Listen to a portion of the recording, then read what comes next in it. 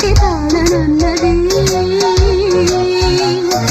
మనుషులెరుగలేరు మామూలు ప్రేమ కాదు, అగ్ని కంటే స్వచ్ఛమైనది. మమకారమే ఈ లాలి పాటగా రాసేది హృదయమా, ఉమాదేవిగా శివుని అర్ధభాగమైనాలోన నిలువుమా.